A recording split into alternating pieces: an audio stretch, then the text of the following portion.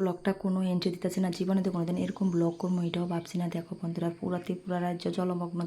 আর আমরা কিন্তু অনেকটাই সুস্থ আছি, ভালো আছি, যেহেতু আমরা টিলার উপরে বাড়ি। দেখতেছো টিলার উপর থেকে আমি ক্যামেরা করতেছি, এখানে এই লেভেলে কিন্তু আমরা বাড়ি, এই কারণে জল অনেকটা নেচে আছে। আর এটার নেচে যে বাড়িটা, এটা হচ্ছে আমার বাসুরের বাড়ি, তারা বাড়িতে আর একটা সিটি বাকি আছিল জল উঠোনে। তো বন্ধুরা, ভিডিওটা আমরা বাড়ির ছেলেমেয়েরা তো বাইরেই থাকে, আমার ভিডিও করে পোস্ট পাঠানো লেগে গেছে আমার বাসুরের ছেলেরা, তার লেগে ভিডিওটা করতেছি, নাহলে ভিডিও করানোর কোনো মানসিকতা এখন আর নাই। কালকে কি আমরা 2-3 দিন ধরে সারা রাত্র টেনশনে আমি ঘুমাই না। কালকে তো বন্ধুরা আমি 1 ঘন্টার বেশি 2 ঘন্টার বেশি আমি ঘুমাইতে পারছি। রাত্রে 1টা হইতে আমি সজাগ, সারাক্ষণ চিন্তা এই মনের মধ্যে।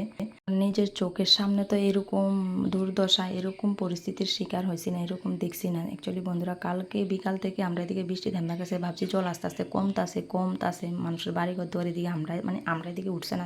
নিউজে তো দেখতাছি ঠিক আছে, তোমার যেই মাত্র জলটা কমা শুরু করছে, এই মাত্র খবর আইছে কানের মধ্যে যে বটতলা যে জানি কয় ফেনী নদীর ওইদিকে বান আছে, বানটা নাকি ভাঙ্গে গেছে, 2টা বান ভাঙছে একসাথে। দুপুর 12টায় আমি দেখতে গেছিলাম, আমরা পাড়ার দিকে সবাই হাঁটতাম গেছিলাম, পরিস্থিতি দেখতে গেছিলাম বটতলা বাজারে। তবে ওইদিকে বান টান একদম বিএসএফ ক্যাম্প ফেনী নদীর ওইদিকে আমরা অনেক 2-3 ঘন্টা লাগাই আমরা পরিস্থিতি দেখে এলাম। আর বন্ধুরা, বানটা ছুটানোর আগের পরিস্থিতি দেখো কেমন আছিল। ওমা, বাড়িতে আইবার 1 ঘন্টা পরেই শুনছি যে বানটা ভাঙ্গে গেছে। আর বান ভাঙবার আধা ঘন্টার মধ্যে এই পুরা আমরা গ্রাম ভাসাই এলাইছে, পুরা বটতলা বাজার এখন জলের তলায়। মানুষের কষ্টের কথা তো কইয়া লাভ নাই, যাদের ঘরে বাচ্চা আছে, যারা গরু ছাগল লইয়া নিজের প্রাণ লইয়া আধা ঘন্টার মধ্যে তারা যে কিভাবে আইছে, তারাই একমাত্র জানে। আমরা তো নিজের চোখে দেখেছি, আমরা দেখেছি যে তারা বাড়ি ঘরে হাঁটতেছে, গরু টরু একদম উপরে বান্ধা রাখছে, দেখছি হাঁস মরকেও দেখি ছাড়েন না।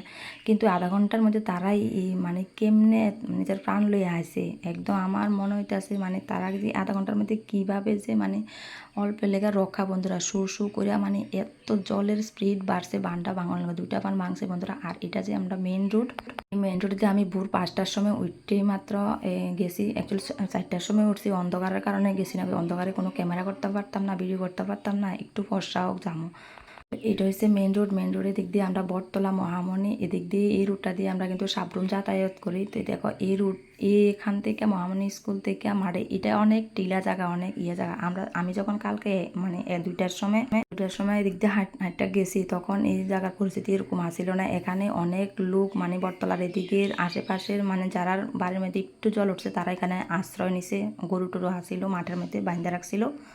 এখন দেখতেছি যে এই স্কুল ঘরটা দেখতে আসো, এইদিকে এটি সবটির মধ্যে মানুষজন আসিল, তারা এখন এখানে নাই, তারা হয়তো বা এদিকে আরও স্কুল ঘর ওই বিপরীত পাশে আছে, তারা ওইখানে শিফট করছে। বন্ধুরা, অনেক খারাপ, এই জল কমতে হয়তো বা 3 দিন 4 দিনও লাগতে পারে। এখন আস্তে আস্তে 1 কর 2 কর করে জল কমতেছে, বেশি জল কমছে না, সামান্য একটু জল কমছে। এটা চোখের দেখা, অনেকে বুঝতেও না জল কমছে না কমছে। না ত্রিপুরা রাজ্য কবে স্বাভাবিক হবো। ত্রিপুরা রাজ্যে অনেক ক্ষয়ক্ষতি হয়েছে, আমরা তো অনেক সুস্থ আছি, কিন্তু মানুষের এই দুর্দশা দেখে মনে এত কষ্ট হয়। কিন্তু কি করবো বন্ধুরা, নিরুপায়, কিছু করার নাই।